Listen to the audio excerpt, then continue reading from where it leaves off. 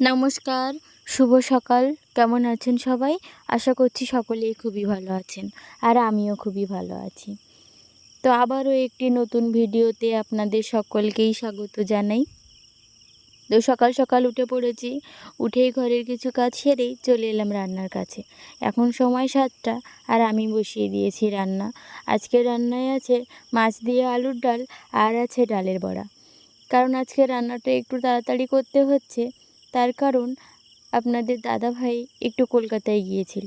তো ওখান থেকে ফেরার পথেই কিছু ফলের চারা কিনে নিয়ে এসেছিল। তো সেগুলোকেই আজকে মাটিতে পুঁততে হবে। এতটা তাড়া ছিল না, আর 3 দিন স্কুলেও ছুটি, ওই জন্যে খুব একটা তাড়া ছিল না। কিন্তু ওই কাজটা করতে হবে, ওই চারাগুলোকে মাটিতে পুঁততে হবে। তাই জন্য রান্নাটা সেরে নিচ্ছি। এই রান্নাটা সারা হয়ে গেলে আর কোনো চাপ থাকবে না, তখন ওই কাজটাও ঝটপট সেরে ফেলতে পারবো। তো রান্নাটা আমার কমপ্লিট হয়ে গেল। আর হ্যাঁ, এই ভিডিওটা কিন্তু আজকের দিনের ভিডিও না, এই ভিডিওটা শনিবার দিনকার ভিডিও। আমি আপনাদেরকে এই ভিডিওটা দিতে পারিনি, কারণ একটু চাপে ছিলাম। তো দেখুন, আমি আসার আগেই ওই চারাগুলোকে খুলতে বসে গেছে। ওই চারাগুলোকে এবার ওই টবগুলো থেকে ছাড়াতে হবে। ছাড়িয়ে তারপরে ওগুলোকে একটু সার দিয়ে, আর সার বলতেই আমাদের তো গ্রামের দিকে সার বলতেই কী বলুন তো, ঘুঁটে ভিজিয়ে রাখা হয়।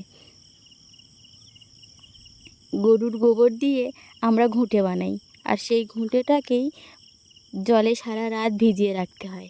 আর জলে সারা রাত ভিজিয়ে রাখলে ওটা নরম হয়ে যায়। তখন সকালবেলা ওটাকে বস্তার ভিতরে রেখে বাড়িয়ে ঝরিয়ে ফেলতে হয়। তারপরে সেই ঝরানো ঘুঁটেগুলোই তখন ওটা গোবরে পরিণত হয়ে যায়।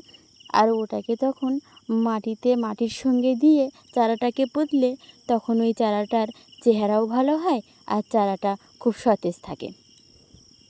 তো ওই জন্য এগুলো খুলেই ওদিকে ওই কাজটাও চলছে, ঘুঁটেটাও বাড়ানো চলছে। তো সেটাও আপনাদেরকে দেখাবো, আপনারা দেখতে থাকুন।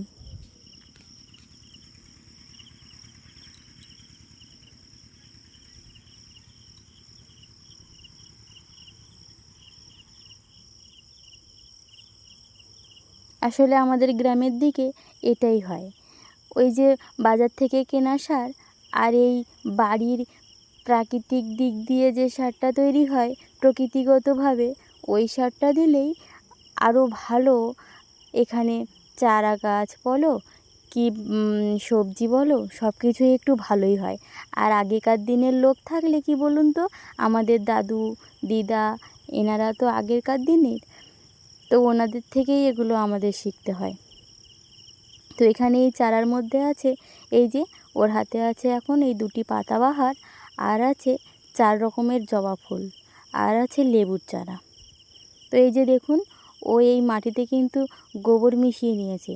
ওই মাটির সাথে কোদাল দিয়ে কুপিয়ে ওই মাটিটার সাথে গোবর মিশিয়ে নিয়েছে, নিয়েই এবার ওটাকে পুঁততে হবে। ওটাকে পুঁতবে, পুঁতে একটু মানে চারাটা পোঁতা হয়ে গেলেই ওটাতে আমরা জল দিয়ে দেব, দিয়ে নেট দিয়ে ঘিরে দেব। দিলে কি হবে, চারাটাও একটু সুরক্ষিত থাকবে।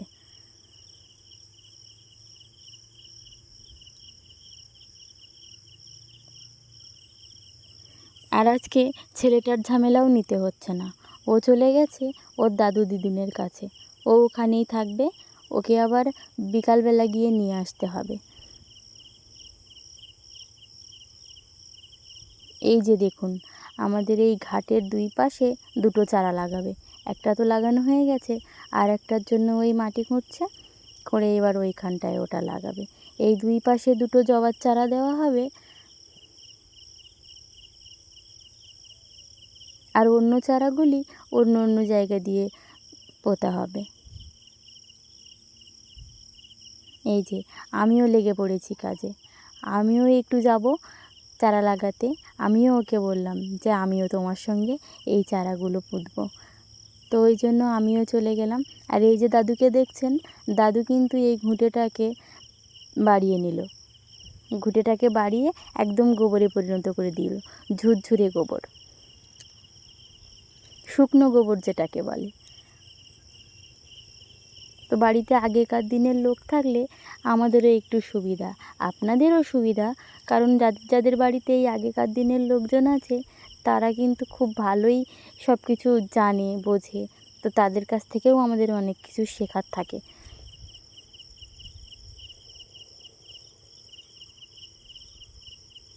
এই যে আমিও একটা চারা লাগাতে শুরু করে দিলাম। এটাকে আমি পুঁতছি আর ওকে বলছিলাম যে আমি এই চারাটা পুঁতছি আর তুমি যেগুলো পুঁতছো দেখবো কোনটা ভালো হয়।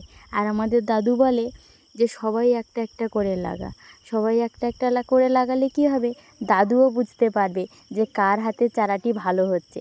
দাদু আবার এসবে বিশ্বাস করে যে কার হাতের লাগানো চারা কত ভালো হচ্ছে তার হাত দিয়েই দাদু চারা লাগাতে শুরু করবে।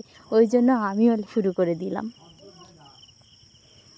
আর পরিবেশটা দেখুন, আজকে কিন্তু বৃষ্টি নেই, পুরো রোদ ঝলমলে আকাশ। আর ওই যে দেখুন রাজহাঁস, কি সুন্দর খেলা করছে ওরা, তা আপনাদেরকেও একটু দেখিয়ে দিলাম। আসলে আমার এই অবসর টাইমটা আপনাদের সাথে কাটাতে একটু বেশিই ভালো লাগে। আগে এইসব জানতাম না, দেখে দেখে শিখলাম। দেখি ফোনে কত লোকে কত ভিডিও কত ছবি পোস্ট করে, তো ওই দেখে দেখেই আমারও ইচ্ছা হলো যে আমিও অবসর টাইমটা আপনাদের সাথে কাটাবো। ওই যে দেখুন চারাগুলো সব এক এক করে পুঁতে নিয়েছে, নিয়েই এই নেট দিয়ে ঘিরে দিচ্ছে।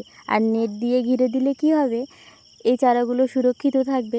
আসলে আমাদের এখানে তো ছাগল গরু সব সময়, ছাগল গরুতে সব সময় খুব উৎপাত করে, ওই জন্য আমাদেরকে একটু সাবধানে থাকতে হয়। চারা গাছ লাগিয়ে কিংবা সবজি লাগিয়ে এগুলোকে সুরক্ষিত রাখার জন্য আমাদের ঘেরা বেড়া দিয়ে রাখতে হয়।